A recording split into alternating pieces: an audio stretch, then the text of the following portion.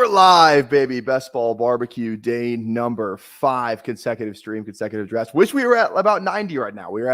Obviously we had the 80 consecutive days, but now we're back down to we got to build ourselves back up. So we're up at 5, but we have a very special guest today. Justin Herzig from Establish the Run joins us. We're gonna do a BBM draft, so super stoked for that. No trivia today. I heard so. I think James in the Twitter group chat said the trivia was awful today. I haven't looked at it yet, but no trivia today. We're just gonna do some drafting. We might stick around for a second draft after that, depending if we get 30 likes on the video. Drop a like on the video. Drop a sub. We just hit 800 in the pregame lobbies. Like before I went live, we just hit 800 subs on YouTube. So that's freaking awesome. Thank you guys so much. Again, 24-hour live stream on Friday, starting at 5 p.m. Central, 6 p.m. Eastern. We're going for 24 hours straight. Ton of guests, ton of fun, ton of stuff lined up for that. So make sure you are around for that on Friday and Saturday. Without further ado, we're going to do some drafting. We're going to bring in Justin. But before we do any of that, let's hit the intro. Everything to start let's go around.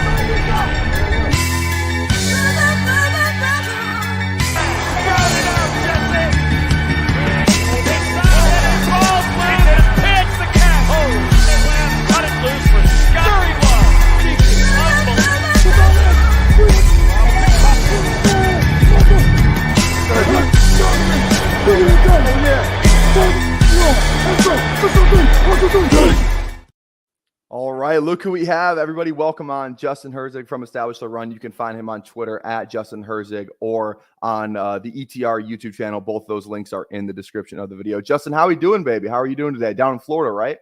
I'm doing fantastic. I'm in Florida. We survived a hurricane past couple days. And hey, Best Ball Barbecue, I see up there. It looks like a pretty traditional red. Maybe you can throw some burgers on there. I'm more of a green egg guy myself. What is the kind of du jour? What's the favorite for the Best Ball Barbecue? What are we cooking?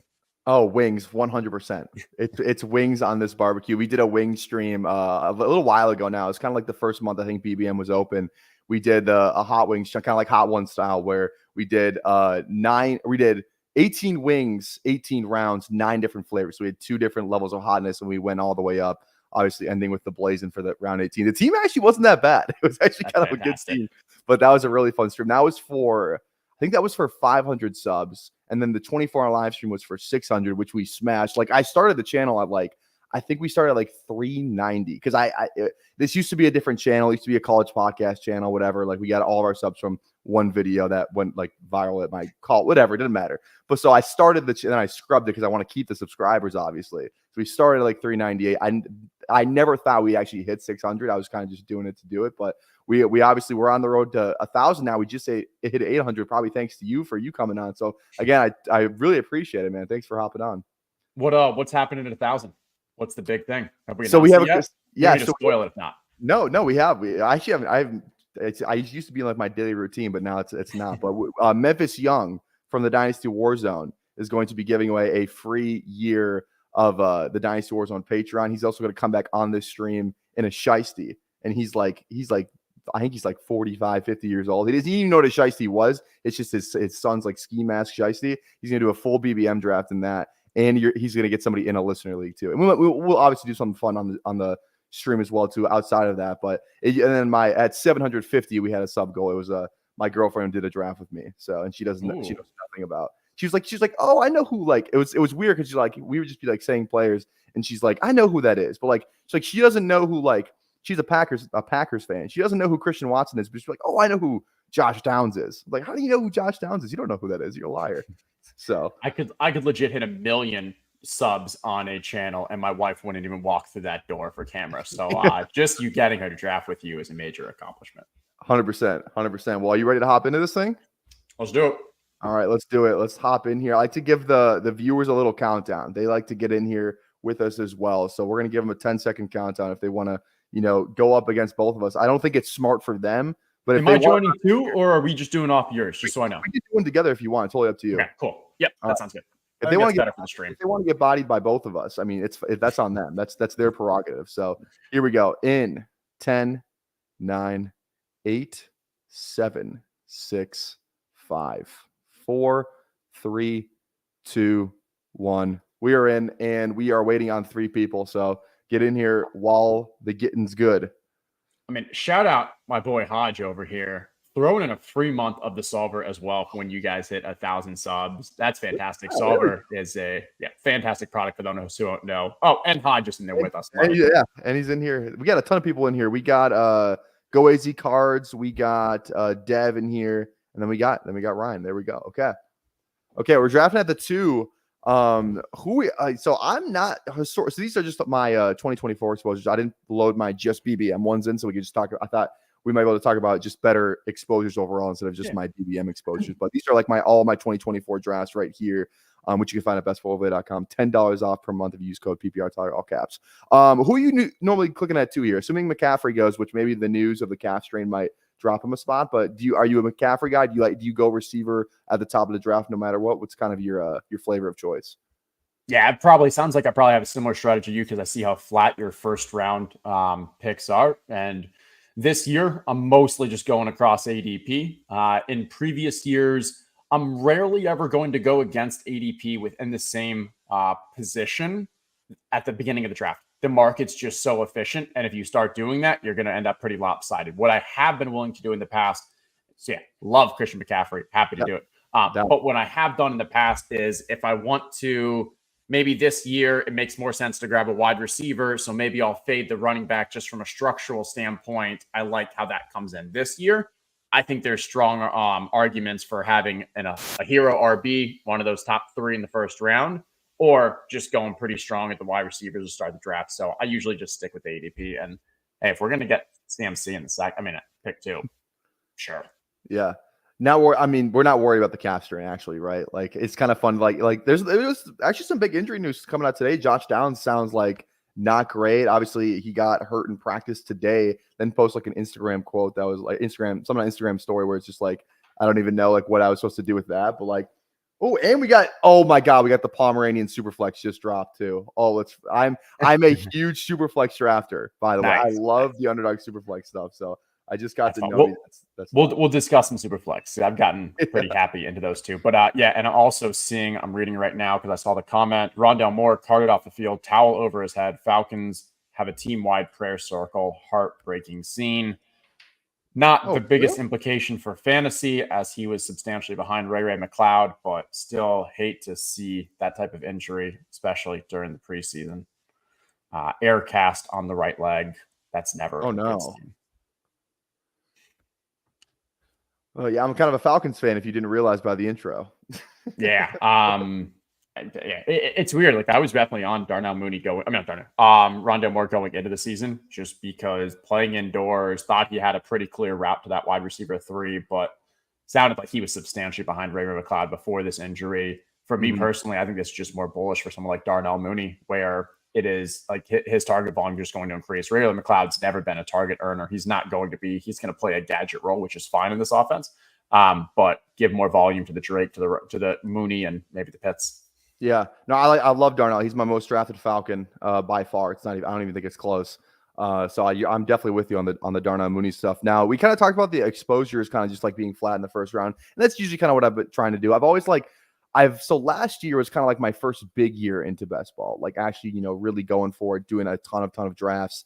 And one of the things that like I kind of wish I would have done is just take bigger stances. Like I remember, actually, it's funny. I don't know why I remember this, because I think this was part of the reason why I wanted to take bigger stances. I remember a tweet from you. You were talking about it was your pre-draft exposures from last year, like the Richardson. Yeah. I remember you had a ton of Richardson. For the big board. Yes. And I remember when Richardson in the big board was going in like pick 180. Like nobody really knew about him. Like right when the contest dropped, then the combine happens. He obviously gets steamed up to where he got to. But I remember being like, because I remember I'm pretty into like the dynasty space. Like I love like kind of scouting the rookie class myself, just watching stuff, like watching other people's stuff, reading stuff, and like I knew who Richardson was. I was like, oh my god, like I got like 18% Richardson. Like I feel really good about this. And then you like crushed my soul because I think you posted you're like yeah, I'm at like 50% Richardson through my 150. I'm like, Jesus. So like, okay, so I need like that kind of made me like, if I believe in like a player take, like I should just like not like go like 90% in BBM or anything like that, unlike hit him with the gritty, who would love to do that with Chase Claypool. But I think it's just like I'm trying to get like high exposure to players. Like Noah Fan is a guy that I've been in on from the jump, and like in BBM, I think I have him in like 37%. And I haven't done that many drafts, but I think I'm at like, I can't max it this year, but like I think maybe like we're close to like 40 or something like that. So I have him in a ton of BBMs. Like I love having those high exposures. Do you like your highest exposures? What do they kind of look like? And we maybe talk about it after these next two picks here, but Yeah. So at this pick, we have McCaffrey. We'll occasionally grab McCaffrey and Achane just because I think Achane has the ability to have that, but it really handcuffs you for the rest of the draft. You really can't take too much falling running back value. So I usually like to grab wide receivers with McCaffrey. I'm content with Devontae. I like Devontae.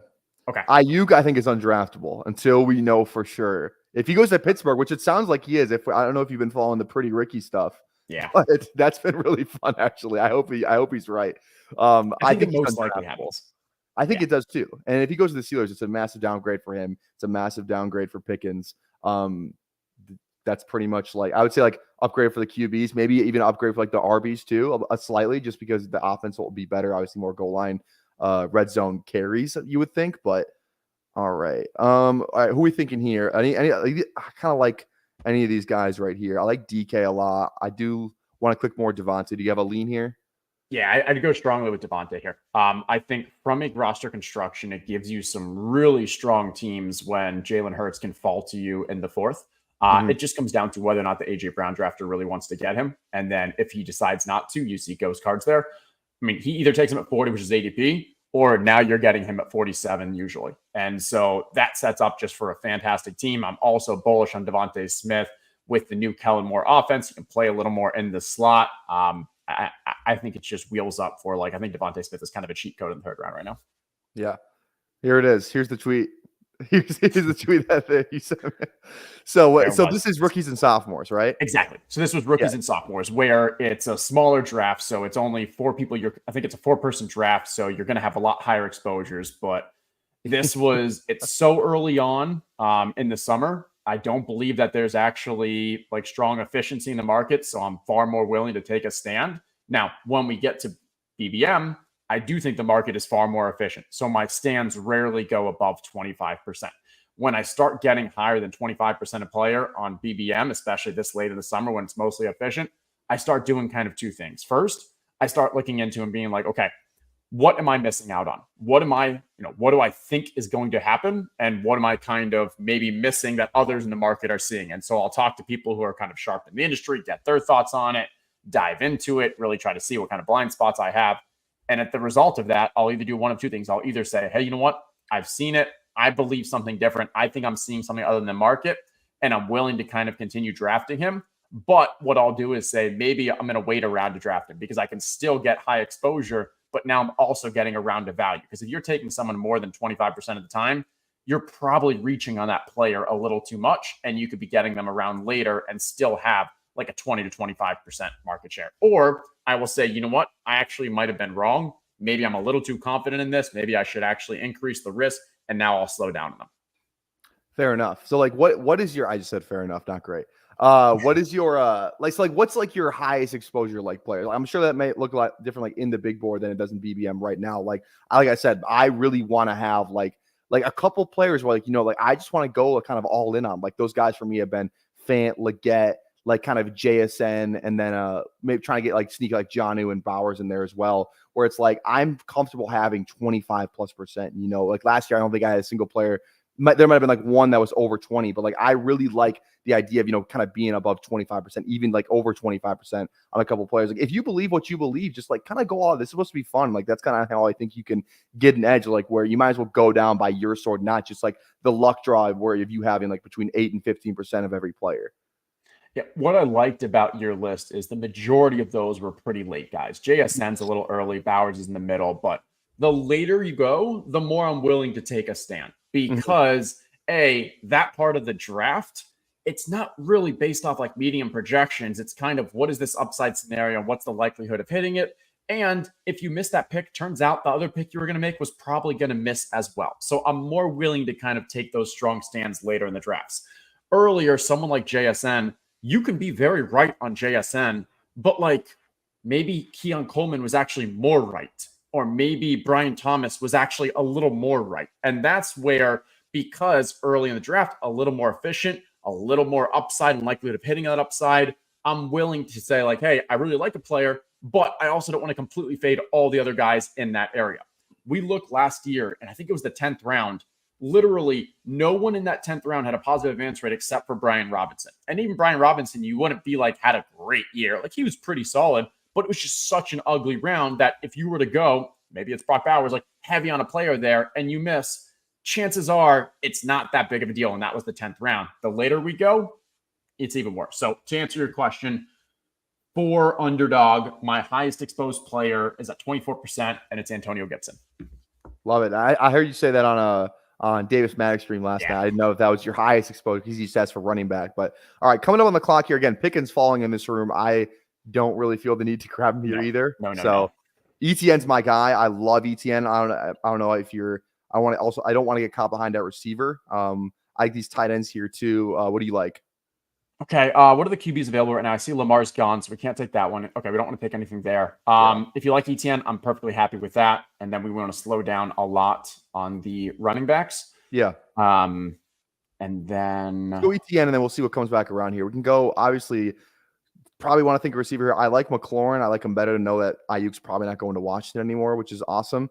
Man, I don't know if you watched Hard Knocks last night, but I did not watch last night's. No.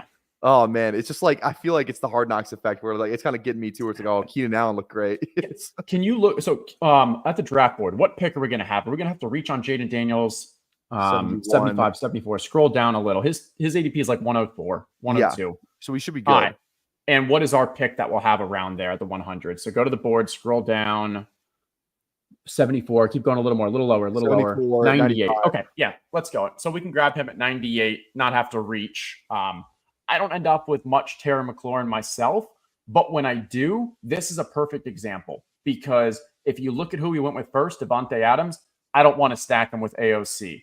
If we look at the next pick, it's Jalen Hurts. It's Devontae Smith. We missed out on Jalen Hurts. So now we're really fighting who we're going to be stacking with. I like planning for, okay, grab a wide receiver where I'm happy to grab this next stack partner later on, and it fits with our part of the draft. 100%.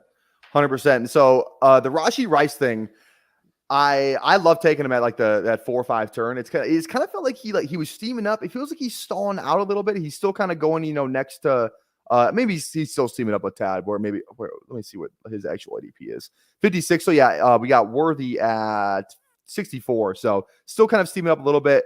If the news comes out, let's say tomorrow it drops, Rashee Rice, a very, like Scheffner tweets, very unlikely to be suspended in 2024. Where do you think he actually ends up? Because he was about a 2-3 turn pick in the big board, but pre-Worthy, pre-driving legal issues. Where do you think he actually ends up? Where could he land? Okay, and help me with a memory, or maybe chat can help. When did the Marquise Brown signing happen? Or we could check that. Like, was this big board ADP or maybe in the middle of that? I think it was. Oh yeah, I don't know. Let me see. Hollywood. Let's find out here. He signed with the Chiefs. Looks like about March, because it was free agency, like March 18th. That sounds about right. March 18th, around there. The Rashee Rice thing was Rashee Rice driving. Oh, I lost you. I hit the refresh when I tried to hit open a new tab. There we go. Okay. Search. There you go. April 12th was the driving 119 miles an hour. So it looks like it was. So okay, so yeah, so the Rashee Rice thing was after the Hollywood thing. Right. So Hollywood signed, and I think that brought his ADP. I think Rashee Rice was like a pick 15 or so. And then he dropped to like late second with the Marquise Brown signing. Mm-hmm. Then you have the Xavier Worthy signing. So like early third. And if we take a look at who's available there, we're talking like the DK Metcalf, DJ Moore, Mike Evans. Like that's probably where it would go. Is right. It's a pretty flat area. Like, do I want Devontae Smith or Rashee Rice? I think that's a really close call. Yeah. But like, yeah, I'm taking Rashee Rice over Zay Flowers. I'm taking him over, I think, over DK. I think Mike Evans is like, I think you're right. This kind of this three spot right here, like maybe early, middle, third. I think that's the right call. Yeah. And so now when we compare, I'm going to send you a link that you can do this afterwards or when you get a chance, because you can type in Rashee Rice and it'll show his ADP movement throughout the BBM. And that shows us like there was a May 3rd to June 28th, talking a month and a half where his ADP was 70 or higher. If you want to get like 80 or higher, we're talking about a month. And so if you are taking Rashee Rice right now, you have to accept that you are taking him a round and about 2 rounds earlier. I think where what's his ADP right now? 55 about. And yes, you're taking him about 2 rounds earlier than a month of people were getting. Like that's not a deal breaker, but in those scenarios, you kind of got to be very strategic around when you're drafting him. How are you making that build? What else are you doing to kind of differentiate yourself? The people who are drafting there, they weren't taking Andre Yoshavas. They may not have been taking Jalen Tolbert. They definitely weren't taking Theo Johnson and Greg Dulcich and like the Colby Parkinson. And so maybe that's a unique way where, okay, I know I'm reaching a little on the Rashee Rice compared to the future teams, but I'm also differentiating later in my draft. Okay, we are back up. Okay, so we got Adams, Smith, McLaurin. We got our running backs, obviously. So probably not thinking RB here. Looking at maybe tight end receiver. McConkey feels fine. I don't know my favorite click in the world, but he's a fine click for me. Any of the receivers you like, especially, or are you thinking tight end? I like Ingram. We've already gone with ETN. I think if we go with a Jaden Daniels, Trevor Lawrence as our stack, that's pretty strong from a 2 QB standpoint. I like just making overall bets on an offense, and Travis Etienne is a pass catcher as well, so it's not like he's cannibalizing touchdowns purely for the stack. And then I agree, we definitely need a wide receiver here. I would honestly go with the Brian Thomas and just continue with the Jacksonville mega stack. And I don't know if people caught, but I did a stream for ETR subscribers yesterday with Peter Jennings, CSU Ram, and we had a monster Jaguar stack. It was ETN, it was Kirk, it was Ingram, it was Gabe Davis, and it may have even been Brian Thomas. Like it was at least 4 or 5 of them. It was Yeah. By the way, this is BBM hard now. BBM we're drafting. Obviously, we had to draft BBM with the BBM champion. There's like marketing opportunity. Come on now, that's a no brainer. That's day one stuff. Also, too, you were mentioning the Rashee Rice thing. I got it right here. This is obviously bestballplay.com. Go use that code. But yes, here we go. So this was May 8th, obviously, and then it kind of got all the way down to what is this? 87. And then now he's all the way back up to 56. And so I look, and I think like if you look at from the 80, how long was it below 80? And that was like May 15th to June 10th. So about a month. That's where they're substantial. The rest of people were taking it 70 and you're taking it like 56. Now we're talking around. It's not really that big of a deal. It's those 80s you're fighting against, but a month at that point, and I'm making this number up, but it's probably 10 to 15% of BBM drafts, maybe 15 to 20% of like BBM drafts that you're competing against. That's not a deal breaker. I'm still very heavy on Rashee Rice, but I'm being very purposeful when I make what those teams look like. 100%. 100%. I think I had a good amount of Rice, but I've always wanted to obviously get more since the news. I kind of like buying, like now I feel like I'm learning my lesson where like Jordan Addison, like I don't think should be going this low. I think I'm clicking Jordan Addison every time he falls. I didn't really like him at price. I like him at this price if he's not going to get suspended, which the court case is set for October, I think it's October 6th or October 10th or something like that. So maybe he does get suspended in the season, but I feel like it might just get pushed down the can. I feel like we've seen this time and time again. Like the Kamara thing is the perfect example of all this. We're waiting for 2 years for him to get suspended. It just never came until last year. And even if it is 3 games, which is like pretty much what it sounds like the max that Addison will get, at least with Rice, there was always like okay, is it going to be 2 or is it going to be 6? You know, like we really don't know the disciplinary for that. But with Addison, it's like it's at the max, it's going to be 3. And like if you drafted Kamara last year and maybe the player take stuff is why you maybe didn't draft him, but Kamara like didn't really kill your team. If you drafted a ton of Kamara last year, that was probably actually a really good pick. So Yeah, so Addison's one been interesting as we've been evaluating it, because early on it was he's taking responsibility. He's like, I'm ready to accept my punishment, he kind of said. And so it's okay. He'll start off with like 3-game suspension. And that's not that big of a deal. Now that this case is, whether it's October 6th, 7th, whatever it is, now there's increased risk that it may come at the end of the season, the playoffs aspect, because everyone's incentivized for this suspension to happen this year. The Vikings are in rebuild mode. They're not going to be competing for the playoffs. You don't want this to be hanging over you in the offseason. So like there is incentive to get that suspension this year. So that scares me. But there's also now there's more thought that this may just not happen this year. And so at ATR, we've gone from like a 3-game suspension as a projection now to like a 1 to 2. There is additional Jordan Addison risk just with, Darnold or JJ McCarthy and Justin Jefferson back and like all that. But that should be a different conversation. But yeah, I don't think it's the worst falling knife to grab. 100% agree. 100% agree. Obviously, we got some players up here. Obviously, we're looking at Daniels. Hopefully, and there's some other falling quarterbacks, which makes me. I don't never want to speak before we're actually on the clock. I think we can wait on Jaden. The other two guys, other guy has a QB, doesn't have a Washington guy before. I know you love your Bowers. I'm all like, I think Bowers is a great pick here. If that's like something you like, I'm also trying to increase my exposure on David Njoku, but if you like Bowers more, happy to do that. Let's go Bowers. You cool with that? Cool. Love going Bowers. Love going Bowers. All right. And now we are done at tight end. If we got Ingram, and I don't think we screwed up the buys there. I think it's 12 and 10. Yep. Yeah. Okay. So we're done at tight end. At quarterback, we're hopefully going to finish with Jaden and Lawrence, and then we'd be done there. And so at this point of the draft, I'm trying to think through like, okay, what's my roster construction going to finish as? And so 2-5-9-2 probably feels right. You could go 2-4-10-2, but like I think it's duplicative to have that 10th wide receiver. I'd rather kind of wait, grab some wide receivers in these next rounds and grab the 3 mid to late running backs to complement our elite guys. But yeah. All right. So are you totally out on 3 quarterbacks on this team? Like, I feel like there's a lot of people, because I've heard the argument that some people like to be, just exposed to another game with a QB. I think Daniels and Lawrence is fine, but like, are you just kind of like completely writing off the 3 there?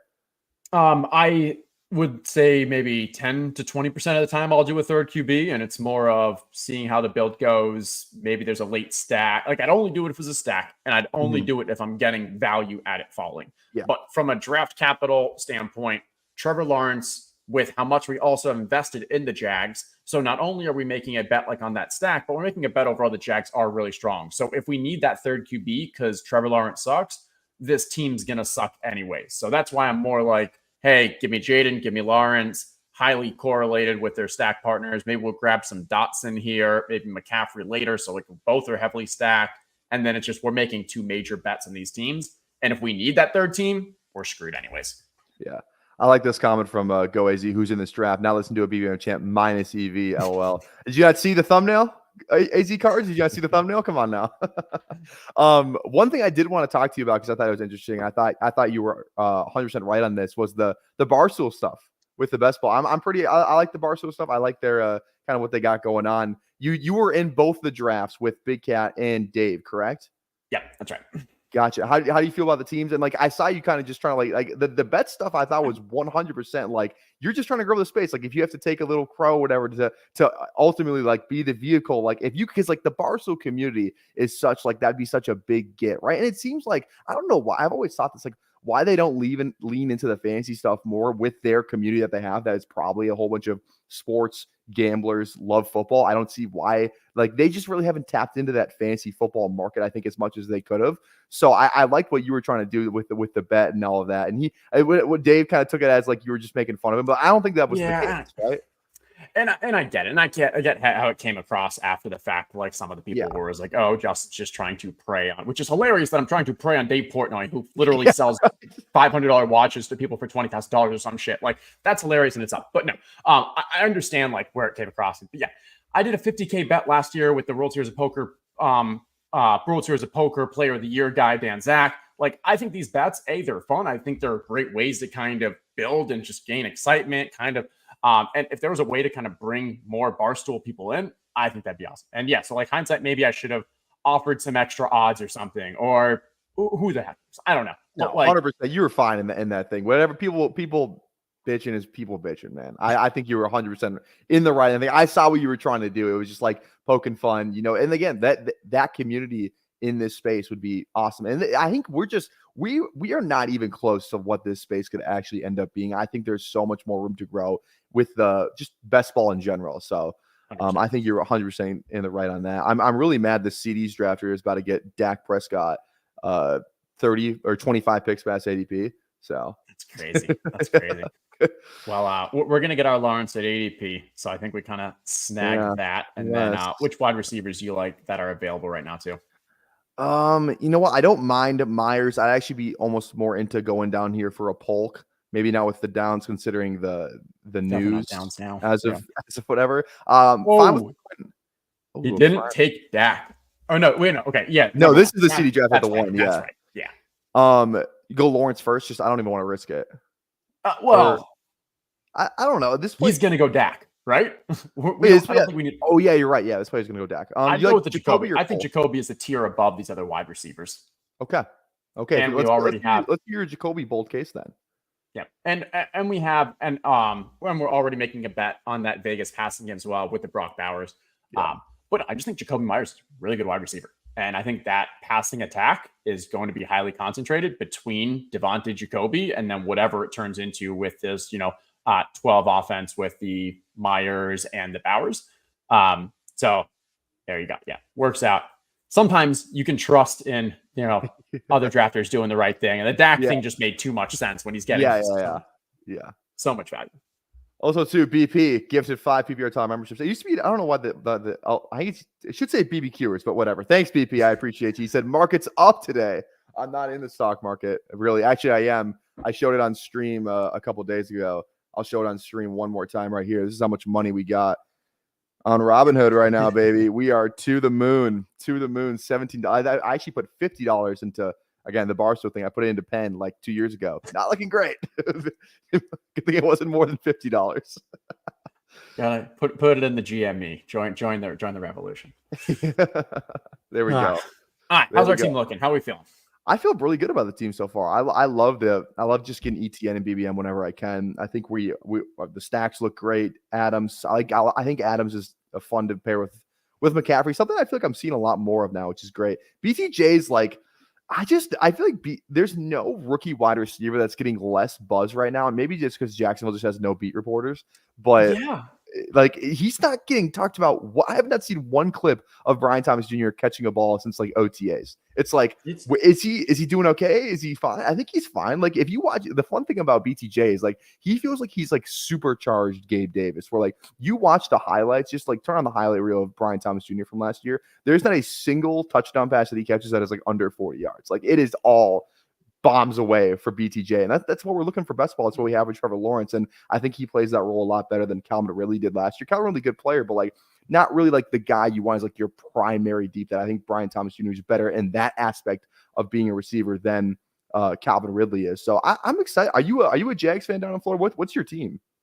If anything, my team is the Bucks. I'm in Tampa, St. Pete area. And so grew up as a Bucks fan, but as a lot of people in this industry, the more that I play DFS and fantasy football, and I see such dumb decisions that ownership does, that's just not in the best interest of the fans, but is instead for their own pockets. I've moved a little away from the fandom aspect. And I like coaches that have progressive offenses that are playing smart. I like players. And so that's where my fandom has really kind of shifted over the years. But yes, it's fun to be in a city that's winning games. And when Brady came and we won a Super Bowl, like, it's fun. This guy, BP, buy a share of that's GameStop, right? Or GameStop? Yeah. What does he mean? Is that game? I'm actually not in this space whatsoever. Okay. GameStop. So GameStop is the meme stock that I know that. I just know what the ticker symbol was. Oh my BP, I will do it here. Tell you what. We'll do a second draft after this. I'm definitely hopping in the Superflex because I love nothing more than the underdog Superflex contest. And I've actually been like really hoping that there was gonna be a low stakes contest for me to do for this 24-hour live stream we have on Friday. So I'm really happy that it looks like they dropped a poodle. Looks like they dropped a palm. So I'm ready to go for that live stream again. 5 p.m. Central this Friday, August 9th. We are streaming for 24 hours, baby. So I'm reading right now because I saw the comment that Jim Harbaugh stopped. Jim Harbaugh being banned by the NCAA is the most like ridiculous. Like, yeah, he's in the NFL. He doesn't give a shit about what you're telling him he can do. If you want to make it a real punishment, he's banned for 4 years from when he wants, like when he starts a contract. I don't know. Okay. Yeah. We don't want Josh Downs. Like Mooney here? You said you like Leggett. I like Mooney a lot, especially with this Washington continued news. With the Washington bring back we have. Yeah, I like that. That makes the most sense. Let's do Mooney. We'll see who falls back around here. I don't mind. I love Algier too. Lloyd's fun. I think I like Lloyd as well. He's fallen a little bit too since I feel like, how much is Lloyd fallen? Let me look this up real quick.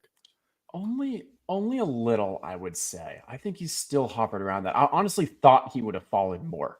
Because he moved above Ty Chandler. Okay, there goes Pearsall. That's who I was going to advocate for, given all the information. I'm fine with. I like Lloyd here if you're down. Otherwise, Downs, probably still not. I'm fine not going to Leggett on this draft. This doesn't feel like a Leggett team to me. I like Wright. I think Lloyd is still, even though this whole AJ Dillon stuff, I'm not worried about it. Yeah, I still like. Okay, so I want Ty Chandler ahead of him. I've started taking Tyler Algier ahead of him, but I still think Marshawn Lloyd is like the end of the tier that's above that next group of running backs. Yeah. Emo Cowboys in here. Shout out Herzig for joining smaller streamers, keeping the community. We appreciate it 100%. You're going on with Best Ball Guy later today too, right? Today's a busy day. I got a 12, 2, 4, 6, 8, I think I have. So I stacked them up today. Give myself a little time in between each, but today's a fun one. Love it. Well, you started obviously I regret to inform you that you started off with your best stream of the day. Going on Best Ball Guy stream. It's a garbage fire over there, to put it lightly. He's not putting out great content as of late. Just kidding. Obviously, me, him, and Emo Cowboy all stream on Thursday nights together. So I love it. Yeah, coming out. Yeah. I'm used to, as I said, I'm used to the smoker. So I'm used to my barbecues starting in the middle of the night, waking up in the middle of the night. So what better way to you got to start strong with the barbecue. Yeah, I'm thinking we bring back. I'm trying to think of more like kind of. I have a ton of guests already lined up for the 24-hour live stream, but I'm trying to do like more like theme drafts. Like there'll probably be a wheel draft in there. There's going to be a community draft where the team drafts a team. I'm thinking we do a barbecue centered one though. I think we bring back the wings and we do just another wing draft just for fun, because I think I'm just going to need stuff that, like, if anything, that'll keep me awake. Maybe we do like midnight wings or something like that. Something you gotta have like a Red Bull draft or like a 5-hour power draft. The energy drinks will be ready to go. I'll probably have like 4 or 5. I work at a nutrition store, so I can just grab them from my shop and we'll be ready to go for that. Don't worry about that. We will not fall asleep on this stream. The energy may not be as high at 5 p.m. Central Time Friday as it is maybe 3 p.m. the next day, but it's okay. The viewership won't be as either. So, There we go. Let's see. The tough part is going to be like getting drafts to fill, because I've tried this before. And like you want. Have you done a 24-hour? No. I'm trying to remember why, but like I tried to enter at 3 a.m. and maybe it was because I was smoking like meat or something. But I've tried to enter drafts at like 3 a.m. before. Maybe I was out in Hawaii. I don't remember. But like there's a time that drafts just don't fill. Like it's the middle of the night and you're just waiting, and like the lobbies where you're used to like it going pretty fast, and you're just like, oh, this is the worst. And like you usually catch like 1 or 2 auto drafters, because when it does fill, they've already fallen asleep. Like yeah. Well, maybe we'll get lucky with like the new batch entry that Underdog has dropped, where like maybe there's people waiting in the wins in certain contests, because like the batch entry, though, that would obviously get auto filled into like some of the new lobbies. So maybe we'll get lucky with one of those kind of thing that'll help boost some drafts. Otherwise, we'll just be waiting there. I think we'll do some film review. Hopefully, try not to get demonetized and not show some SEC highlights. But we'll probably do some film review. I already have one plan. I have a couple tricks up my sleeve too. I have a surprise for one of the drafts that I'm really excited about. That's good. That'll definitely result in us. I'm using a certain song that I know is already going to be it's going to get the thing to monetize. We're not even at 1,000 subs yet, so I actually can't even get ad revenue. So like part of me actually just doesn't care as long as I don't get it's okay. When you get ad revenue, it's literally paying for like a beer or two. So like trust me, it's a lot more alluring than it sounds. Yeah. We do have a ton of beers in the fridge ready to go. The only problem with that is I don't know. Like, I think the worst idea I could do is have like 6 beers Friday night, and then like I'm like almost like hungover, tired, like into the night. I think that's not a good idea. It's gonna be rough. Okay. We'll have, we're back. I like the wide receivers here. Like Wandale. I'm not gonna fight on any of this. I'm really just looking for correlation right now. And there's not much. Yeah, really not much at all. Gibson's your guy. I'm down going Gibson. Okay. Let's just get it right. I kind of like Gibson more than go Gibson first. Go Gibson first, because the others we'll figure out. There's a wash. 100%. Yeah. Yep. Okay, let's hear the case for Gibson, because I like drafting him. I mean, how much do I have him? I got 10%, so it's not like I'm out on Gibson. Like, why do you like him so much? Okay, so first off, this team is going to be very run heavy. We've heard it directly from the players. Like, it makes sense that the running is going to be their focus. Then who's going to be running the ball? We have Ramondre, we have Gibson, and there's literally no one else. I mean, Kevin Harris is their number 3. Like, it's going to be highly concentrated between those 2 guys. Now, you also, all right, I'll go Bateman, I'll go McMillan. Not going to fight on anything. I'd probably go Bateman just from an ADP standpoint. But I like them all. Yeah, let's do it. Okay, so he's going to be out there on a regular basis, which we like for fantasy, because even if he's not the workhorse, you don't even need an injury, he still can have some spike week just from being out there. His profiles as a pass catcher, he was a receiver in college. We've known even with Washington in the early years, he's still catching the ball. So when you have a guy who on a weekly basis can catch passes, and if Ramondre ends up going down, you now have potential workhorse potential who he has the pass catching ability. Obviously, anybody can run behind an offensive line. Like, it doesn't really matter. So we've got the upside with him, and we've got a median actually projection. If you compare him to any other running back going around him, he's substantially higher projected, and I don't think his upside is that much less than what you're getting in the other running backs near him. Yeah, I like it, man. I like it. I'm trying to see how much they paid him real quick in the offseason. What was the contract he got? Yeah, because I thought I remember it being a decent amount. 3 years, 11 mils, not bad for a guy who really hasn't done that much. He had a really good rookie year. He had 2 games against the Cowboys, I remember, his rookie year, which is why we were drafting him. Like, Gibson being the 1-2 turn pick, like, was that 3 years ago now? Like, that, it's just so crazy. Like, that was an actual thing. It feels like DeAndre Swift was there too. DeAndre Swift was there too. It's just, yeah, it's nuts how that kind of plays out sometimes. But yeah, he obviously has the pass catching upside with that too. And I kind of like that, the pass, like, Ramondre is not really, like, people think Ramondre is a pass catcher. He had really good PPR stats a couple of years because Mac Jones would dump the ball. If you actually watch the games, like, he wasn't really running routes. He got so many dump offs. Like, Gibson unlocks more in the passing game than I think Ramondre. And people think Ramondre is a pass catcher. He can catch the ball, but he's not like a bona fide pass catcher. So I like kind of having the pass catcher on a bad team because for obvious reasons, they'll probably be passing the ball a little bit more. So also, who became a sneaky fantasy stud at the end of last year? Ezekiel Elliott, because he was catching like 7-8 receptions a game in that backfield. And obviously different quarterback, different situation there, but like, yeah, you can definitely just eat up points even on a bad offense if you're getting the volume, especially in the passing game. Yep, 100%. Cold brew and L-theanine, Tyler. That's the move, and water. We'll keep that in mind. We'll keep that in mind. There we go. Someone said nose. Right. That choice is nose beers. Yeah, I think he's talking a little skiing there. All right, McCaffrey. I believe he's still available. I think he should be on our radar. Oh, maybe he's gone. Okay, he must have gone pretty early because I didn't. Oh no, he's there. I just missed it. I missed him. Oh, it's as you scrolled, it was right there. There we go. Okay, cool. That gives us another stack partner for the Washington standpoint. Tyler Boyd could be a potential guy to bring back for our Jacksonville stuff. Mm-hmm. Let's see. He's down here somewhere. Yeah. Oh no, he went. Oh, he's right here. Oh, he's gone. Tyler Boyd's gone. Oh, okay. No worries. Running backs. How do you feel about Kendre? Because you're not in on Kendre, like even at the price. There's so many better wide running backs who haven't been drafted that often that are the more clear number 2 on a better team. So I definitely think the McCaffrey here. Let's click on running back and see what our thoughts are. So I do like Khalil. I've got a lot of Khalil, but I like Khalil too. Yeah.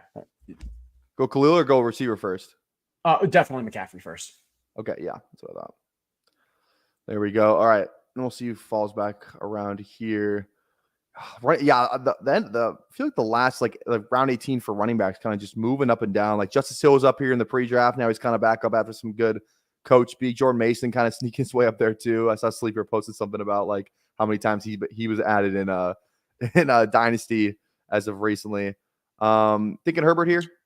I think Khalil. Yeah. Okay. I'm a little surprised that like people were reaching a little on running backs that I like. Like Damian Pierce is gone. Braylon Allen went. Those are guys that normally at this time I'm also considering. I think I still like Khalil Herbert a little better, but it's close. But you can see like that Pierce, Allen, Tracy are the guys that we've historically been getting in the 17th, 18th, and now moving into the 16th as we have more confidence. Those are the clear number twos. Yeah. Is Jamal Williams worth drafting? You taking any shots on Jamal? Not in my mind. I think he's going to be more of a thorn than an actual, fantasy asset. I will say, like, especially on more PPR sites, I'm warming up to the Alvin Kamara because I think he's an example where we've dropped the Kendra Miller thesis and we haven't adapted and been like, well, if it's not Kendra Miller, then it's going to be more usage for Kamara. And so like that's where I probably would be playing a little more, even though it still feels gross, than trying to play the Jamal. 100%. Okay, so we got 2582. Probably feels like a 2592. Yeah, guessing that's what we're thinking here. Yeah. Now, who I like this is one of my other favorite questions to ask people in the space. And again, it could be. Let's go any contest, maybe BBM though. Who's the grossest player you've clicked on in round 18? Who's the like the most obscure? AJ Dillon.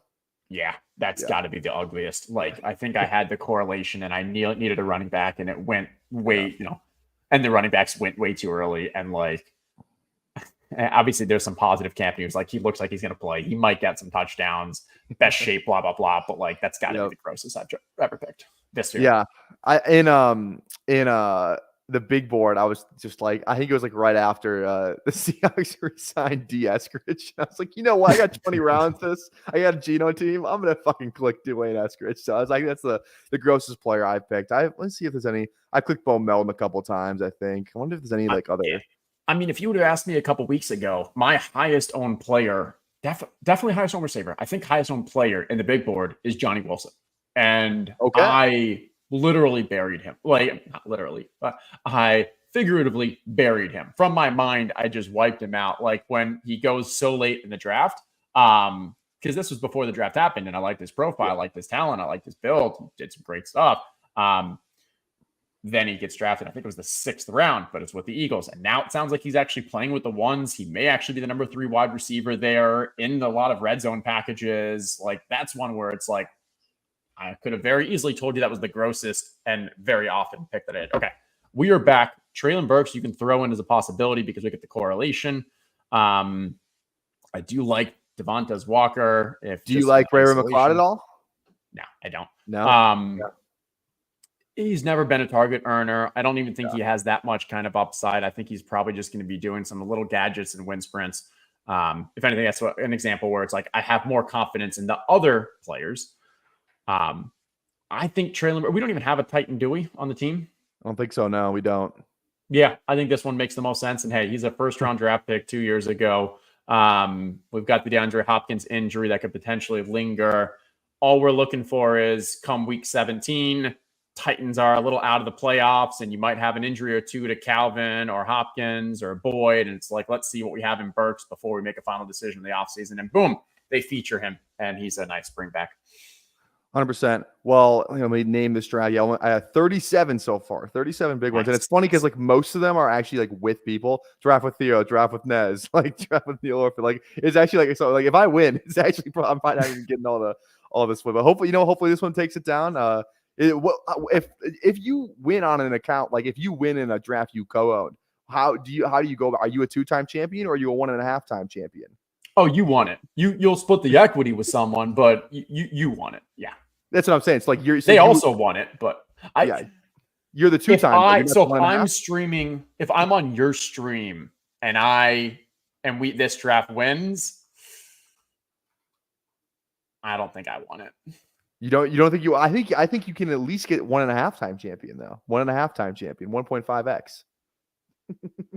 Yeah, Like the sound of that. That's a Makes me tough one. I think print the anyone shirt. else who hasn't won it yet can definitely say like, hey, they co-drafted a team and won the BBM. Perfectly cool with that. If you've already won one, I don't think that takes me from 1 to 2, unfortunately. Yeah, that's fair. That's fair. Good problem to have. Yeah, great problem to have, right? Yeah. I also want to see, I hope this is the year we get a stream draft that wins it. Because you can always see the board after the fact. It's kind of fun to look at the board, but like actually seeing somebody thought process, live time would be awesome. And I think we did the math, like, what are the actual odds of that happening? Where like if we kind of go, I think it was like, let's just say there was like 3,000 stream drafts. So I even think it's like high. That's probably on the higher end of like BBM drafts. Like the odds of that actually happening are so significantly small, but it would be cool to see. Yeah, so BBM is going to have how many people? It's going to be 672, isn't it? 672. And so if you 672 divided by 12, so that's 56,000 drafts. So you're looking at around like 5 to 6% that the winner will at least come from a stream draft. So like that's feasible. To actually be the streamer. Oh, I guess I didn't think of that part of it. I was thinking of like the streamer, and then I was thinking, but like it would be cool, like so many people like get in our streams too, like that they could be like have it on stream too. So yeah, I think that'd be great too, because then it's like you can go back and see like, wow, I can't believe he didn't choose this player, which he ended up getting, and that led to the win. And that, 100%. Hey, thanks for coming on, man. I know you got a busy day, so I'll let you get out of here. Let the people know where they can find you. Obviously, your Twitter and ETR YouTube channel is linked in the description of this video. What else you got going on? Awesome. I appreciate that. No, thanks for the invite. This is fun. And find me on Twitter at Justin Herzig. All the stuff's ETR. Nothing new there. I appreciate it. Cheers. 100%. Have a great day. See ya. Good luck with that 24-hour. I'm going to tune in. All right. See ya. We'll see you there. All right, chat. We're going to guys, we have to do the Pomeranian. We have to do the Pomeranian. We have to do one for the one time. This is like our flagship contest. Like people, like I saw some people in the chat, like right when it dropped, like everyone came in here. It's funny. I don't know if James is in here, if not Coach is in here, but James literally called it.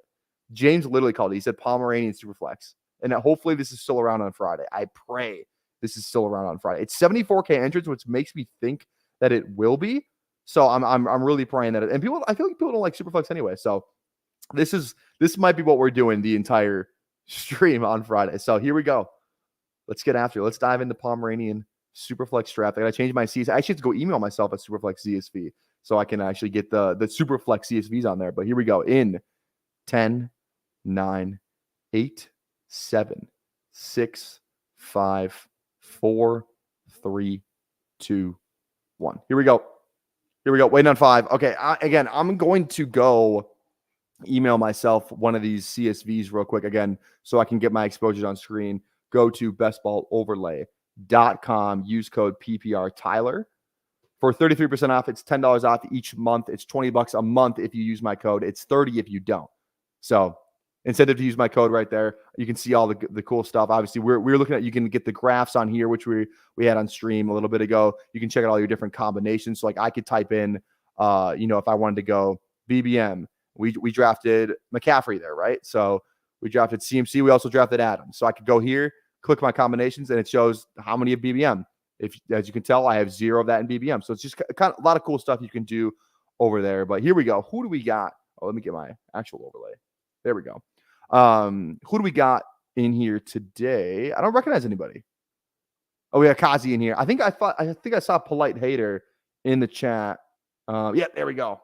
What's going on? I was at 11. Oh, you were at 11. Oh, nice. It was a pleasure drafting you as well. It's a pleasure that you're drafting with me again right now. So here we go. Oh, we got Austin in here too. Austin's in at the 101. So if there's anybody else in here that I don't recognize, also too. I always talk so loud when I know when I normally stream, I have my headphones like this. So let's do that. Let me get my CSV emailed to myself real quick so we can see our super. So I've done 57 Superflex drafts. So if I remember right, I think these exposures are like fucking wild. I'm pretty sure these exposures are actually wild. C40's in at 108. Let's go. Okay. There we go. Here's my CSV. Download it here. Okay. And then again, the process for this too, if you're thinking about signing up, like this is to actually get it on your computer takes less than 5 minutes, and to email yourself a CSV, get it uploaded takes less time than that.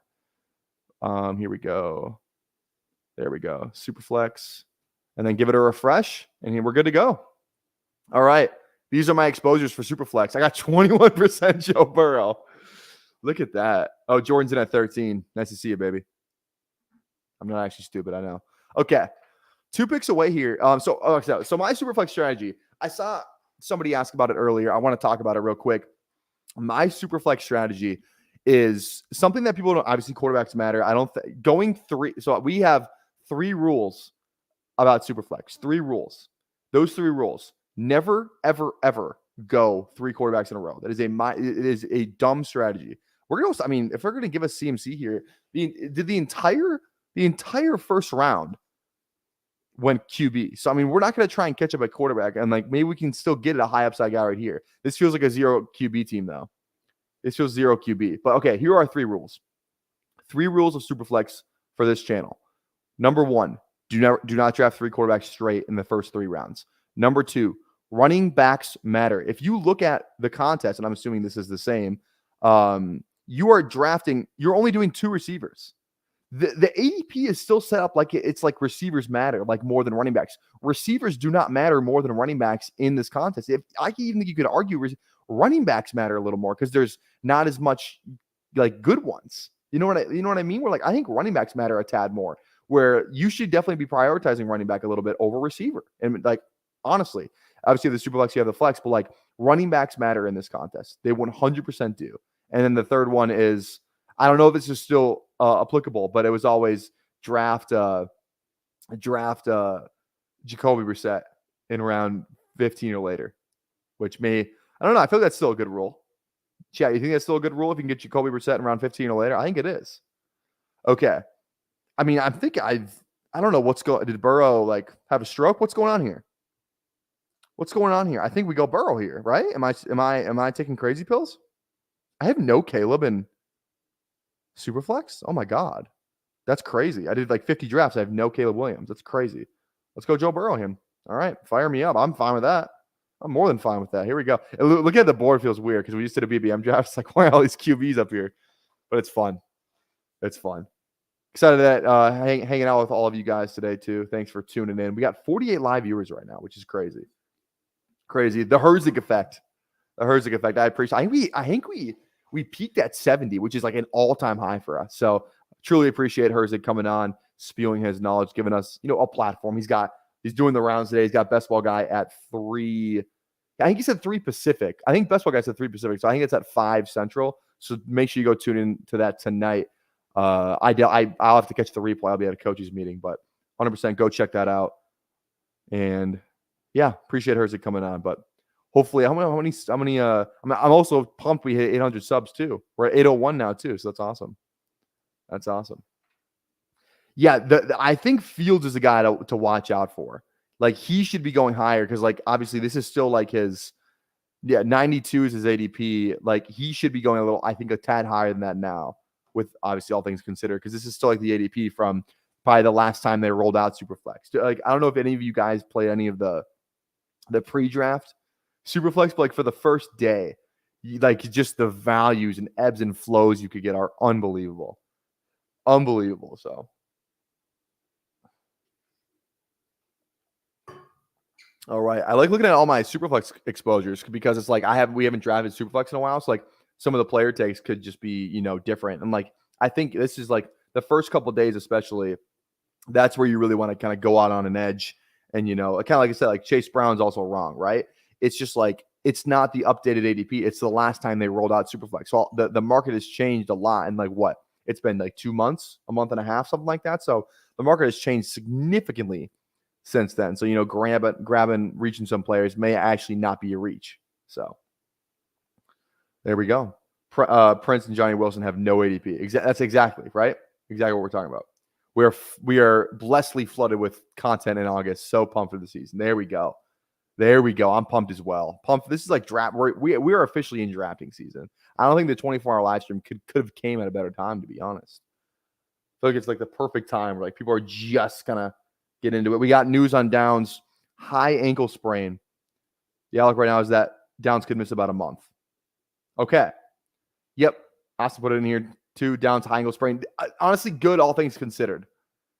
All things considered, it's not like it's not an ACL, it's not an Achilles, it's not, any of that stuff. So Schefter just said a month, or is that Rappaport? Schefter just said the outlook is that Downs can miss about a month. So yeah, probably 6 to 8. It could be worse. So again, fading injuries. I mean, drafting off injuries, not always the best strategy, but I don't think it's the worst thing in the world. Okay, who are we looking at here? Why does Stafford go above Tua when Tua's like ADP and like the other contest is higher? Why is that a thing? Because Cooper, I don't know. Actually, I'm not really sure why that's a thing. I'm not really. I feel like Tua is the guy I'd rather have. Am I wrong on that? Okay, Tua goes. I shouldn't have opened my fucking mouth. I do want to leave with a QB here. I think we go Kirk and then see if we can get London. That also opens us up for some potential whatchamacallit? Kyle Pitts. I don't know why I can remember Kyle Pitts' name. Opens us up for some Kyle Pitts maybe later in this room. So let's see. Stafford easier to stack, a little easier to stack. I agree. Didn't like hearing the Downs news initially with 17%. Yeah, it's not, obviously it's still not great, but it's not like your portfolio is dead now. Like the Downs click isn't dead. Like it's a high ankle sprain. I think the fear was like it was an ACL or, something really like broken ankle or something like that. That would be really, really bad. But obviously that was not the case. Hoping these guys just take these quarterbacks here. I guess both of them are in the chat, so they kind of know who I'm looking at here, which isn't great, but we'll see. We will see. Bye week bro's not happy. I don't care. I don't care about the bye. We just need one other quarterback on this team, because it's like we can still like I think here like kind of building some teams where it's like like you take a guy up top, like you take Mahomes, you take Lamar, you take Hurts, something like that. Like taking those guys up top is always kind of fun. And then you just like don't take another quarterback until like the disgusting ones. And because it is super flex, technically, you know what I mean? You can slot a guy into that super flex spot that's not a quarterback. Usually not a good move. But what if you like hit on, okay, let's go. We're gonna go London for sure. But what if you hit on, let's say you go Mahomes, right? You draft all the Chiefs, like some Chiefs on there too. And then let's say you hit on a Fields, later, right? That's a week 17 game stack too. You hit on a Fields in whatever round. He's probably gonna go in round probably. I guess he goes in round 7 in this draft. You go Fields and then you take like a rookie. So like you got Mahomes, Fields, and maybe you go Knicks. Just 2 other disgusting picks, right? What if Fields plays, the last half of the season? What if Knicks is actually really good? Like you can just have such an advantage over other teams because you have better position players where people were spending high quarterback draft capital up top, and then you just have these, like just trump cards with 2 late value, like kind of like with people who were drafting Sam Howell last year, right? People who were drafting, Purdy in the middle rounds. Like he was going late in Superflex last year. It's stuff like that that really like I think like that's really fun taking shots on that. Kind of it's not literally like a hyper fragile QB build. It's just more like it's true hero quarterback, right? It's like the highest, the most meaningful of the definition of hero quarterback, like one quarterback up top in the first round, and then you don't take another one to like 7. And then you can just load up in those tight end rooms, in those running back rooms, in those receiver rooms, just stuff like that. I think it's really, really fun in Superflex. That's why I like Superflex so much more, man. There's so much more strategy that goes into it, because just adding, that extra roster spot, like it's actually so obviously it's so different from the regular, BBMs and the puppies and all that, because you see, I mean, just look at the draft board, right? It's 100% different. You can get combinations you can't get in other contests, right? Like this drafter went what? We got like, you can go CD and Bijan, right? You can go Tyreek and Bijan. You can go Jamar and Tyreek. Like you can build some just fun combinations you couldn't have on other teams, which is always fun. But just adding a super flex and then changing how many receivers and running backs you actually need on a team is just, it changes the entire landscape of the contest. So it's really fun for me. That's why I like doing it. It's like a nice like refresher in the middle of, we're in the like I've been drafting single quarterback teams for 2 months straight, right? We went 80 consecutive days drafting teams and like whatever. So like it's always kind of fun just to give the brain a different thought exercise around a different contest. And like it's kind of fun too. We're like, there's no book on this contest. There's no how do you beat it? Like, there's the data stuff from the Dog Pound, Fantasy Dog Pound with Pat, with the weekly winner stuff. There's eliminator data. There's BBM data. We all know about all the single quarterback data that's out with the receivers and all that. No one's really talking about Superflex. I don't know why. I love it so much. Like, I if I could be, I would love to be the spokesperson for Superflex. So I 100% here too. Only final I made was last year in Superflex. That was also the only final I made. I believe it was the Pomeranian Superflex. It was the only final that I made. So I'm just really happy we got some Superflex stuff on here. So I'm glad you guys are hanging out. There's 46 of you watching live. Thank you so much. Drop a like on the video if you haven't already. Also drop a sub too. I mean, if the goal is to get to 1,000 subs before the season, I don't know exactly how realistic that is, but that would be freaking awesome. That would be freaking awesome if we could somehow get to 1,000 subs. Maybe we just catch fire for the 24-hour live stream. We'll see. But okay. We got 2-1-1-0. Probably want to leave right here with and again, Bryce Young's another one of those, those Knicks picks. That's why I have so much of him, because I love the profile. I'm like, taking Bryce Young matters a lot more in this contest than it does in, single quarterback, because the QB position doesn't matter as much. I think I'm going to go Bryce Young here first. If 3 tight ends go on the turn, they go on the turn. But I think I want to go Bryce Young here because of the bye week. Carr, is Fields still down here too? Fields is still down there. Actually, yeah, let's go Bryce Young. Let's do it. Okay. We also kind of get to see the overlay working overtime here. I feel like we never see the red with the stuff that's early in the draft, which is kind of fun as well. So this is what the overlay is great for too, especially in Superflex. So you're just exposed to so many games. All right, we are 4 picks away. Kazi goes Laporta.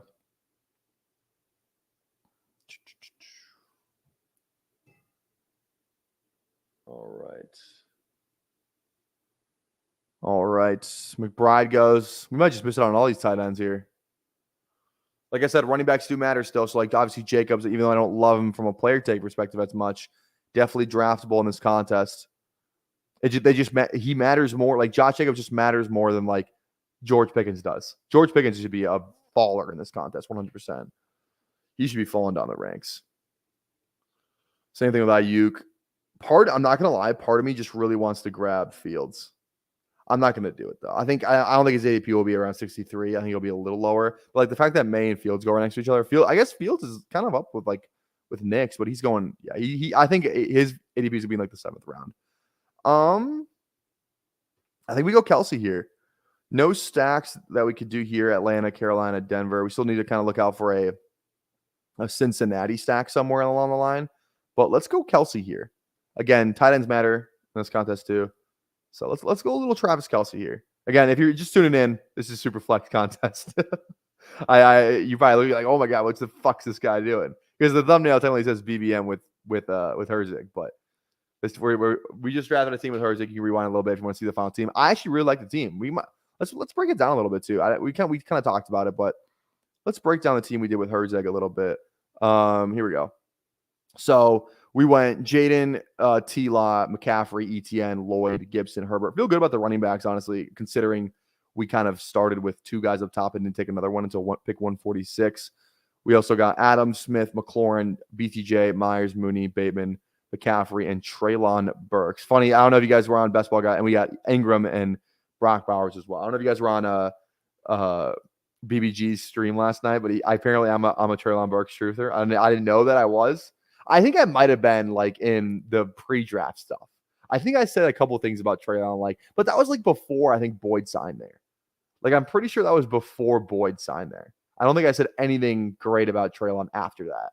So I think there's some context with the labels that are being thrown out. Look at just the game exposures we're exposed to. We are exposed to 1, 2, 3, 4, 5, 6 just bring back stacks, which is always fun. So I really like the team. Hopefully we take it down. Love it. I used to see it's a done deal. Anyone else just hear that just now? Wait, where'd you? I mean, I saw it from Pretty Ricky today, but I didn't see like a Scheffner tweet. Did I miss a Scheffner tweet? Let's see. Oh, Pretty Ricky just tweeted, "The Rickening is coming. It's done. Yes, Mr. Ricky, it's over now." Oh, 49ers and NFL News 24/7 just tweeted it. Here, let's pull it. Let's pull it out. We'll just go on Twitter here. Let's go on Twitter real quick. Homepage. I'm sure it's just gonna be on my homepage, right? Let's see here. Let's just go to Pretty Ricky's Twitter. So I don't know if you guys are familiar with the Pretty Ricky stuff that's been going on, but this guy, he's broken a lot of news in the past. I've seen him on Twitter before, but he is just like, he's like, this is like his biggest, like he has like sources Schefter and Rappaport don't have. Like that is confirmed because like he was always like, it's Steelers, it's Steelers, it's Steelers. Even after Schefter and Rappaport tweeted like the Steelers are out of it kind of thing, he stood fast on that. It's the Steelers. Then like magically yesterday, the Steelers are back in kind of thing. But basically they have a great in place with the 49ers, all the terms, whatever. I thought we were cool. Yeah. And he's like funny too. Like he's just like responding to everyone, which is kind of funny too. So also too, I saw, what's the context behind this picture? Apparently it's not great. I don't know what it is personally. Do you guys know what the context behind this picture is that he photoshopped? I don't know what it is. I'm genuinely curious. I have no clue. But I heard that it like wasn't great or something like that. But again, I think Ayuk's a Steeler. All right, we are 2 picks away. Ooh. Double elite and Superflex feels risky. That feels risky a little bit. I don't know how I feel about that. I don't know how I feel about double elite tight end and Superflex. All right, we're 1 pick away. Okay, goes Kyle. I think we go Higgins here.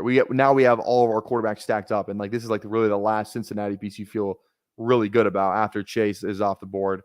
So let's go T Higgins here. Another bye week 12, but that's okay. We'll figure it out. But I mean, we have we don't have Carolina stacked up yet. I guess I should say that, but we have our top 2, Burrow and Cousins. We'll get our Carolina. I feel like I have.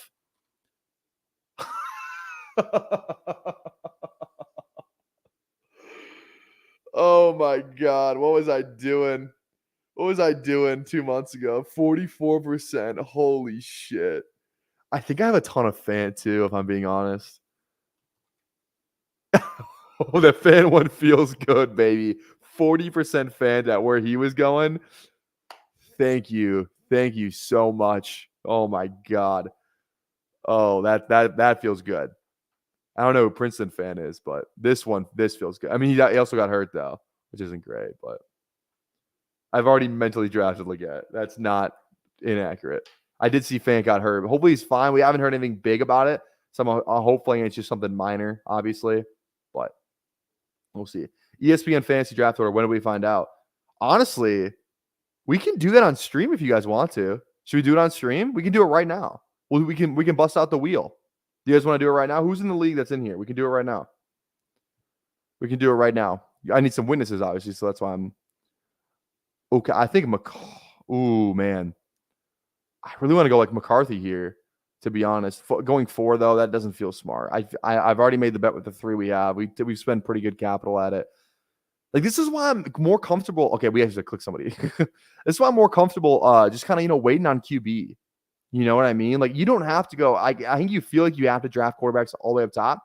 But getting McCarthy at this price is awesome, especially with the news, considering, like, this price is wrong. Like, I really want to draft him here, but I feel like it just wouldn't have been good for our build. Like, this price is not right. He should be going higher than this, right? I think May should be going higher than this. I think Bo Nick should be going higher than this. So, okay. Wheel. Let's do it. Let me set it up. Wheel of names. I gotta get all the names in there. So let me get the league open here. And again, I'm kind of just going off of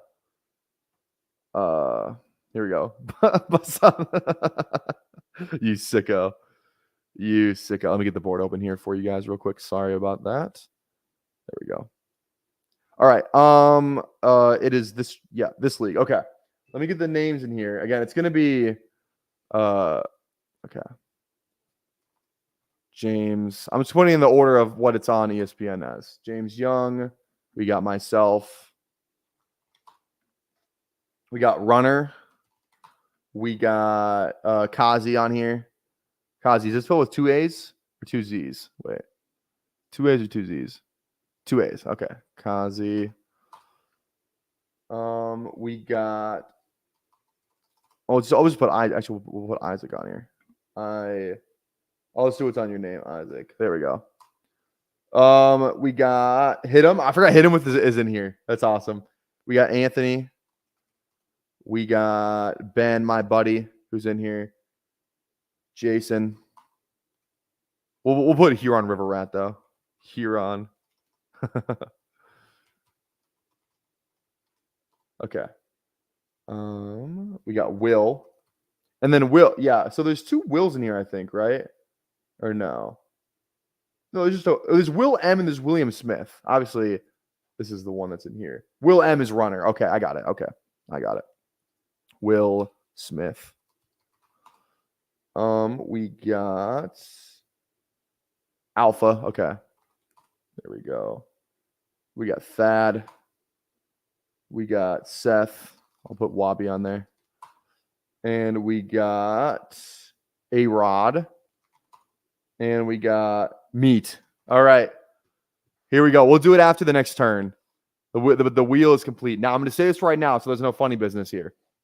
There's no funny business here. Don't forget mine. You are not in it. There's no more spots unless somebody wants to give you their spot. But I think we got most people have paid already.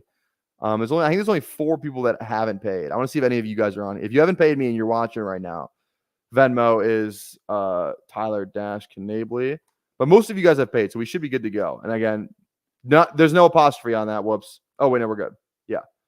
That's my Venmo right there. If you haven't paid me yet, $25 for the league. So 25 big ones. All right. Now, this is where I am 100% interested in drafting one of these QBs. Like, we get him at a value, like maybe I shouldn't go, but we got 3 receivers. We got McCaffrey as our kind of like our hero RB. I kind of just want to go 4 here. Now, Bo Nix week 17 game stacks with Burrow, which is actually really important in this contest. It's really, really important in this contest specifically because you can start both those guys. So if it's a high scoring game, you have both those players. But Drake May, I just think I like from a fantasy perspective a lot more personally. So I think we're going to go May, even though we could get the week 17 game stack. But I want to go May here. I only have 5% May too in Superflex, which isn't awesome. So I'm sorry for Kazi and Polite Hater who probably could have used one of those quarterbacks a little better. You can still get Knicks. One of you guys can get Knicks though. So all right. ESPN League dues. Okay, so I think so we got both the Wills have paid. We got so Jason, James, Anthony, Wabi, Will Smith, Thad, Tyler, Kazi, A-Rod, Runner have paid. So that's 1, 2, 3, 4, 5, 6, 7, 8, 9, 10. So yeah, 4 more people need to pay. So who is that? Hit him was one. I thought Hit him paid me. Did he not? Hit him with the gritty needs to pay, I think. Unless I don't think he did though yet.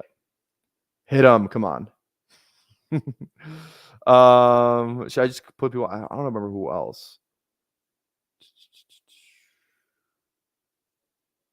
All right. We'll see. Okay. We're back on the clock here. Hop's fallen. You can hide an injury a lot more in this contest than you can in a different one. I think Worthy's fun here. Okay. Real question is Rice? Okay, I was going to say, is Rice buried on this ADP still? We do kind of need running back. I think Moss stacks up. I like White a lot better. Oh, Zamir White is Zach Moss is not priced right on here. He's still going above like all these guys. I'm going to go Zamir White on this team. I'm going to go Zamir. Hitting with the gritty, not kidding. Okay. God. What's going on, Connor? How are we doing? Okay. Let's bust out the wheel, baby. Let's bust out the wheel. So the way this is going to work, it's going to be here. We'll even shuffle the names. So there's no funny business. Okay. We'll shuffle the names around a little bit. So we're going to go from 12 to 1. Okay. We're going to go from 12 to 1. So the first name is going to be the 12th pick. And then the second one's going to be then the second one's going to be 11, so on and so forth. Okay. So it's going to be 12 to 1. Let me get my notes up so I can write it. Actually, let me just do it. let me just get the other. I'll just write it down and then I'll put it in later. That's what we'll do. Okay. All right. Draft order. Here we go. First wheel spin. Let's go. And we'll just remove the names as we go along, obviously. Here we go. Let me just make sure there's 14 names. 2, 3, 4, 5, 6, 7, 8, 9, 10, 11, 12, 13, 14. Okay, here we go.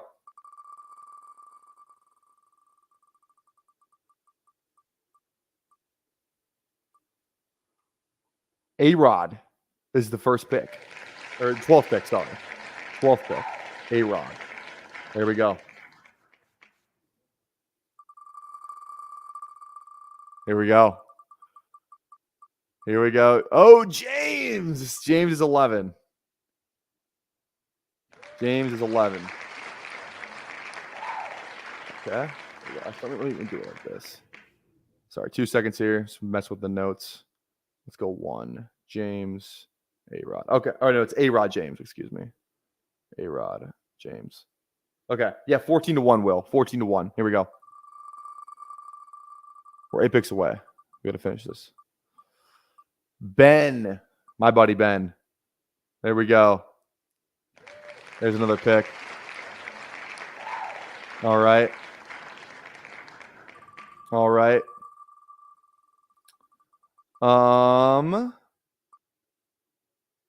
Will Smith. Okay. I'm looking good. Imagine if I get first. You guys are going to just fucking rig. Okay. 4 down, 10 to go. So that was for the 11th pick. Wait, 14, 13, 12, 11. So this is for pick 10. Pick 10. We got Seth. He said he was hoping for top 7. Does not get top 7. Here we go. Nice. Love it. Oh, I didn't hit remove. Whoops. Where is your name? There we go. Okay. This is for pick 9. Oh, I didn't remove Ben either. Oh no, God damn, I didn't remove Will Smith or Ben. God, okay, that one didn't count. Sorry. I know maybe I skewed the thing a little bit here. We're good. We're fine. This is for okay, now we're good. I didn't remove any of the names. Okay, hit him. Him's the next one. All right. Okay. Remove. I kept hitting the X. Okay. So we have 1, 2, 3, 4, 5, 6. We should have 8 names left. 1, 2, 3, 4, 5, 6, 7, 8. Okay, we're good. We are good. Ooh. I'm looking good right now. Hit him and then runner. Okay, so right now it is Will. Your pick 11. So here's what we got. A-Rod's pick 14. We're about to be on the clock here. So we're going to pick here real quick. But A-Rod's pick 14. James is 13. Ben is 12. Will Smith is 11. Wobby's 10. Hit him is 9. And runner is 8. There we go. Okay. We're on the clock here. Corum always feels like B-Rob. Like this is you have to, guys, if you're gonna draft in the Superflex right now, this is when you need to do it because B-Rob goes way higher than Corum does now. Like the prices are so off on this thing. Like they're actually like insanely off at the moment. So I'm definitely going B-Rob here. He does not go he does not fall this far in regular drafts. He's not like he doesn't go around these players. He goes significantly higher than these players. So it went good. It went pretty good. I can flash the team a little bit here too. Here's the team. Daniels, Lawrence, CMC, ETN, Lloyd, Gibson, Herbert, Adams, Smith, McLaurin, BTJ, Myers, Mooney, Bateman, McCaffrey, Burks, Ingram, and Brock Bowers. Overall, I feel pretty good about the team. Okay. 2 picks away, or 1 pick away. So much value on the board right now. There's a ton of value on the board. I'm going to have to keep doing these throughout the day so I can get this. So before the ADP corrects itself, I might even come back for a night stream tonight if I'm being 100% honest. We might like stream it like maybe like 8 o'clock or something and do like a night stream. I think that might be fun. No promises on that. I'm busy, I think, until 8. So maybe we could do it at 8. But it'll be like impromptu. Like I'll post it like right when I go live if I want to do it. Otherwise, I'm gonna be drafting this all night, 100%. Okay. I mean, Benson, feel like I should go receiver here. Curtis Samuel is not. This is another guy. Look at back-to-back with Shakir. Like, this is not indicative of what actually happens in drafts right now. If guys, I can't stress this enough. If you guys are planning on drafting this contest, do it right now. Do it today before the ADP corrects itself, because the value right now is insane. Because this is just they just copy pasted the closing ADP of what the Superflex contest was last week. Also, too, we have to wheel in names. Okay, here we go. Okay, so this is for pick 14, 13, 12. So this is for pick 7. This is for pick 7. We should have 7 names. 1, 2, 3, 4, 5, 6. Yeah, 7 names. Pick 7. Here we go. Here we go.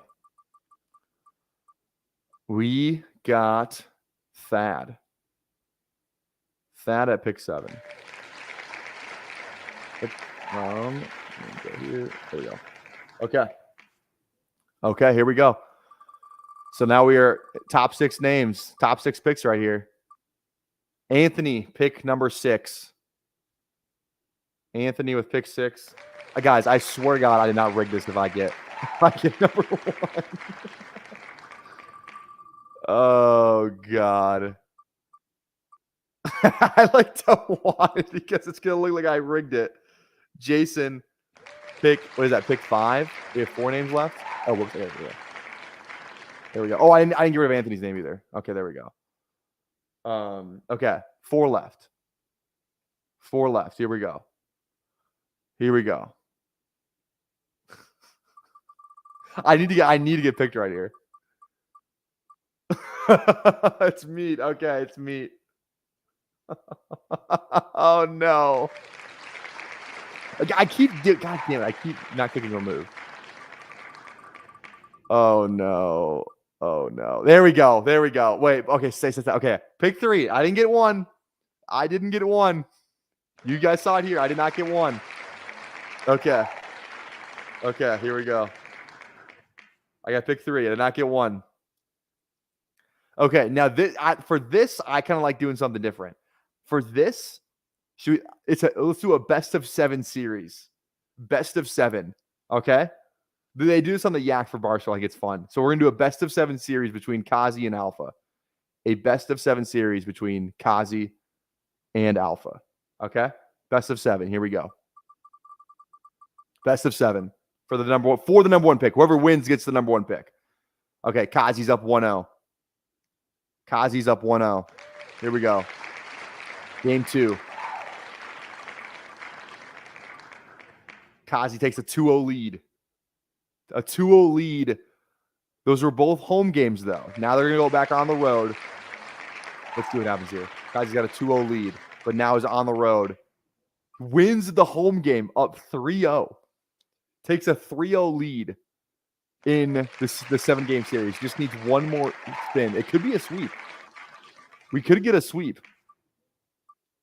Oh, I think Kazi's going to do it. Kazi sweeps Alpha for the number 1 pick. Wow, that's crazy. The odds of that happening are like nuts. But Kazi gets the 101 and Alpha gets the 102.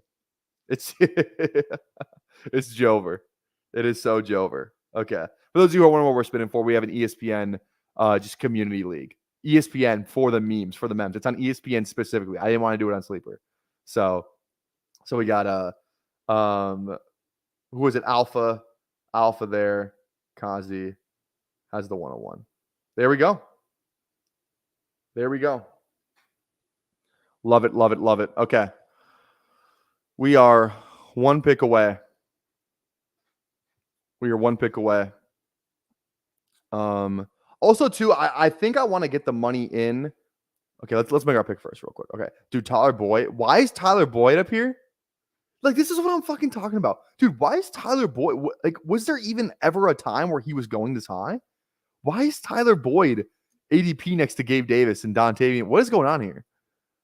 Like, what is actually going on here? Yeah, crazy. Crazy. I think we go Wicks. Oh.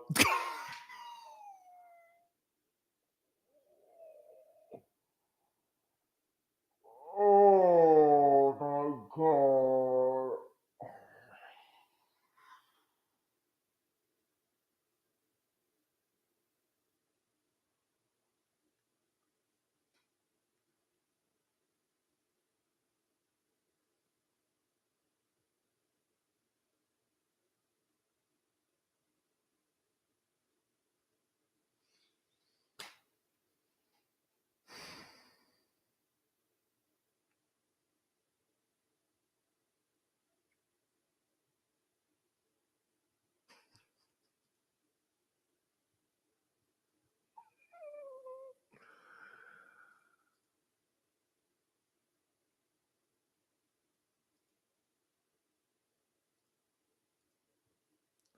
What a devastating turn of events.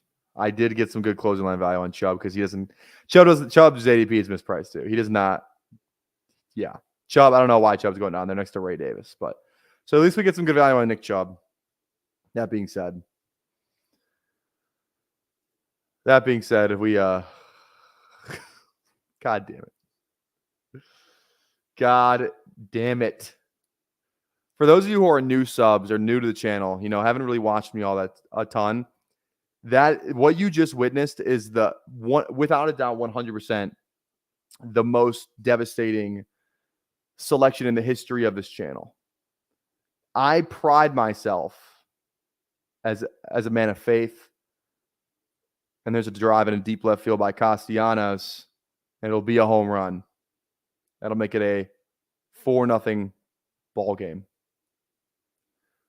That was the worst pick I've ever done in the history of this channel. I pride myself on being a guy, fast clicks, quick decision making.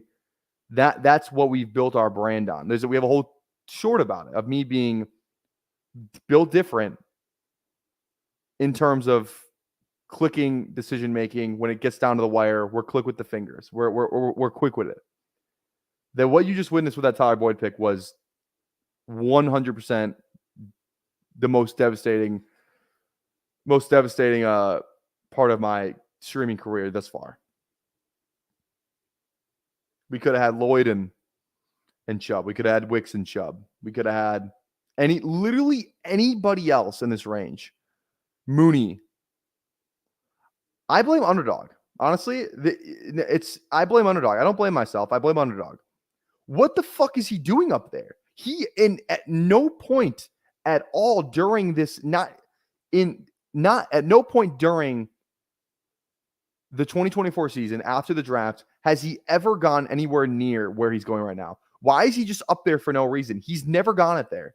He's never gone there. Did Rashi go up pick 106 in this draft? No. Okay. Oh, you're saying in a different draft. Yeah, that's really, even at 97 is a steal. Yeah. Yeah. I mean, I pray that he is. I pray that he's the guy I need. I've had one way worse. My rankings were messed up, and at the start of the year, got Otto Burrow in the first round because lagged out on my phone. Now I only draft on PC. Yeah, there we go. Oh my goodness. Oh, Austin got Rice. Yeah, that's why I get picked. In all reality, Boyd maybe again. But we could have got Boyd probably 5 rounds later. You know what I mean? God damn it. Wow. I'm actually shook up about that. I'm genuinely shook. And dude, what's up with this Komet? Komet's never dude, taking Komet right now is actually a good pick. Komet's never gone down here. When in the history of 2024 season has Cade Otton gone above Cole Komet? I blame underdog. Underdog, you have some explaining to do. This is somebody's personal ranks. This is not an ADP. This is somebody's fucking personal ranks they uploaded to this goddamn contest. Somebody clicked on the wrong CSV. This is somebody's personal ranks. This is not an ADP chart. No, I refuse to believe it. This is somebody's personal ranks from 2 months ago. I will die on this hill. This is somebody's personal ranks from 2 months ago. Somebody clicked on the wrong CSV. I promise you.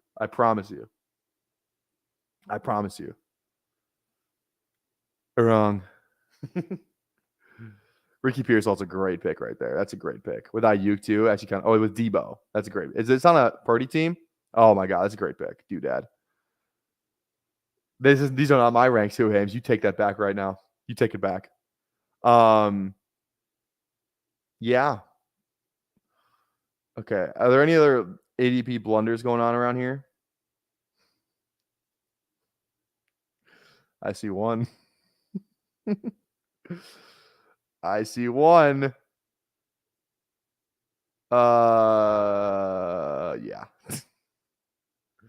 I say yes.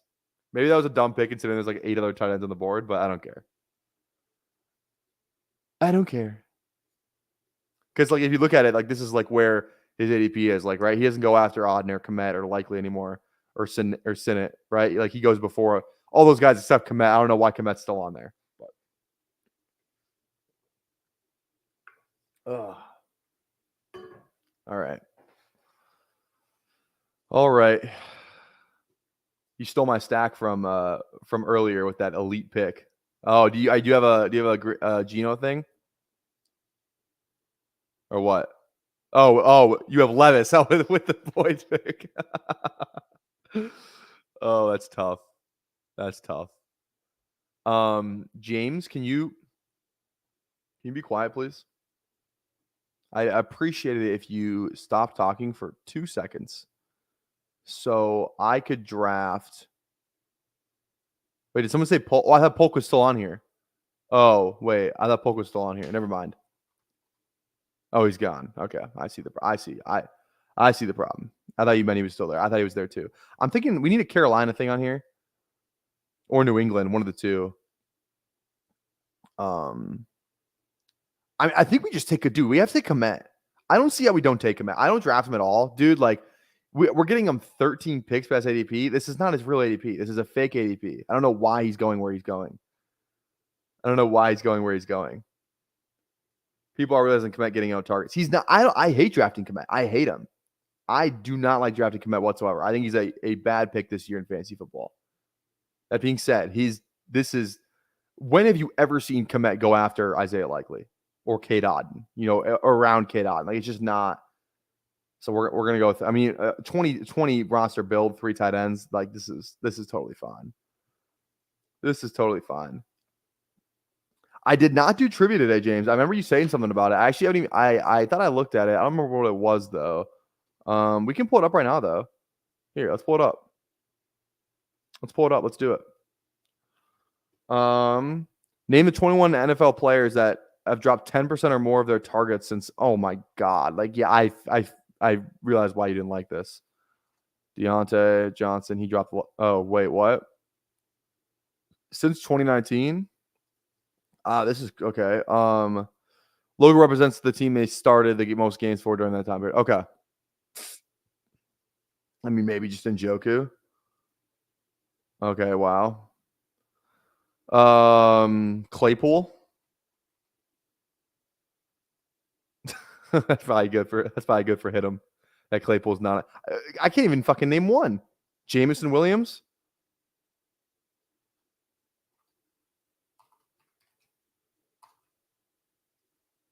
Okay, there we go. Is there Chargers? Oh my god, QJ's not on this list. Look at that. Minimum 50 targets. Okay. That makes sense. Dolphins. I think Tyreek, honestly. Oh no, not Tyreek. Dude, this is awful. Raiders. I don't even know. Ugh, man, I don't know. Tyquan Thornton. Wow. Jerome Ford, Jarius Wright, Todd Gurley. Yeah, dude. Whoever came up with this trivia today, Jason. Okay, we're cooking off this. This is fake news. Fake news. As soon as I saw JSN, nope, we're not talking about that. We ain't talking about that. All right. I think he left the Raiders around 2017. I think it was like 2018 or 2019 is when Amari left the Raiders. So he wouldn't have been there for the Raiders. God, I can't believe I clicked Tyler Boyd, man. I cannot believe I clicked Tyler Boyd. That makes me sick.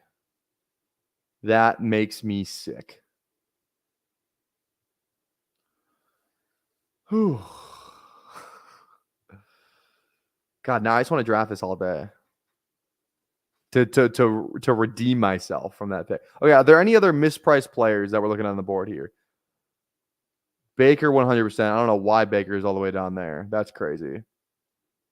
Baker's mispriced. We're getting like the disgusting picks now. Bateman's mispriced.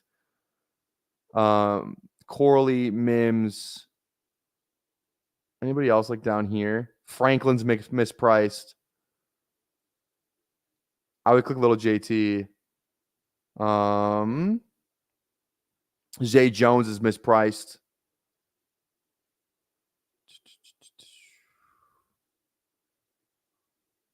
Just trying to find like other players that normally go up high. I think that's about it. That looks like it's about it. God, can we just get the San Francisco? The San Francisco news coming out here. Oh my goodness.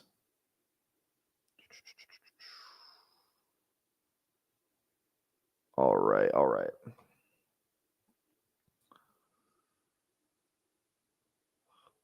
4 running backs here. CMC, White, B-Rob, Chubb. Feel good about that room. Again, running backs do matter, so I would like to lean. Oh, estimate ship. Dude, Dalvin Cook being on there is crazy. Pierce, Lauby, Tank. Like, these guys are fine clicks. Yeah. Fine clicks. Anybody else that's like goes higher than what their ADP currently is? I think that's about it.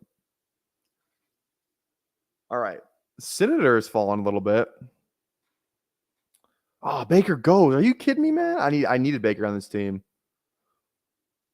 Okay. I feel like Bateman's the click I want to go here. Go Bateman. We have 2 clicks left.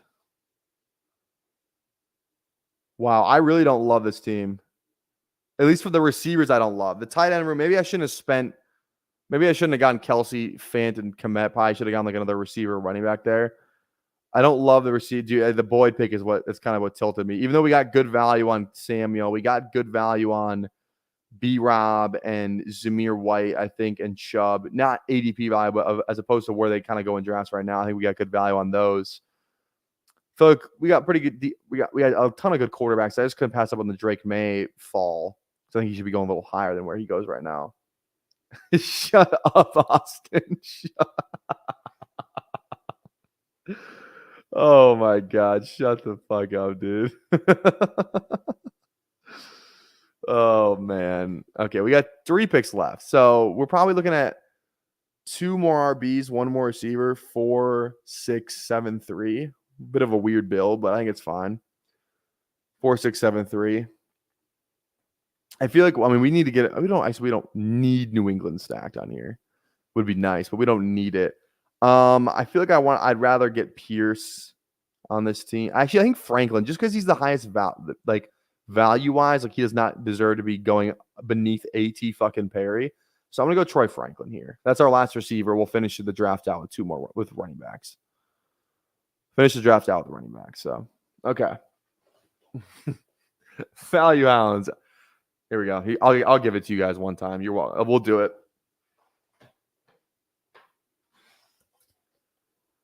Oh,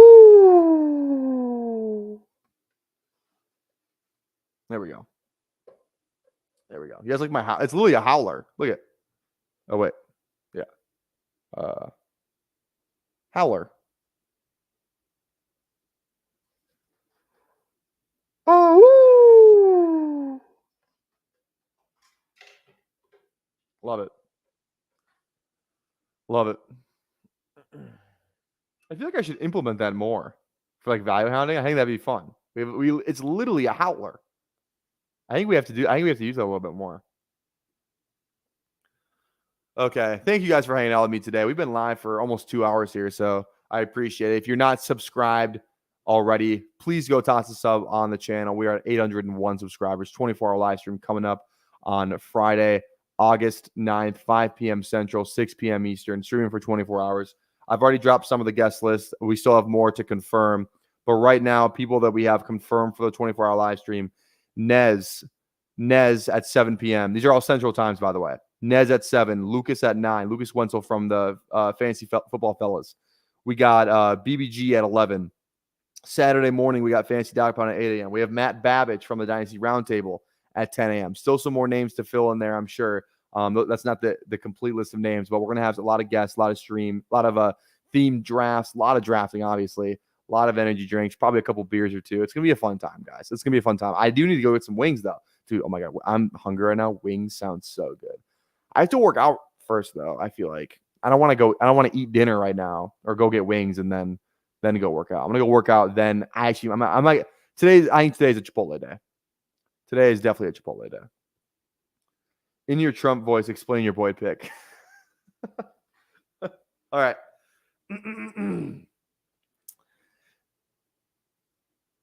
Not great, I'll tell you. It wasn't a great pick. I've had better picks. Some people have called me the best drafter anyone's ever seen before. I'll tell you. But Tyler Boyd, I don't know about that pick. Tennessee Titans, Nashville, a lot of dancing. I don't know about the dancing. Oh, there we go. Meat sweats. Should have your girlfriend draft while you take a nap. There will be no naps. There will be no naps. Nope. Nope. No naps. No naps. Okay. Are there any other running backs that are being disrespected down this list somewhere? I don't think so.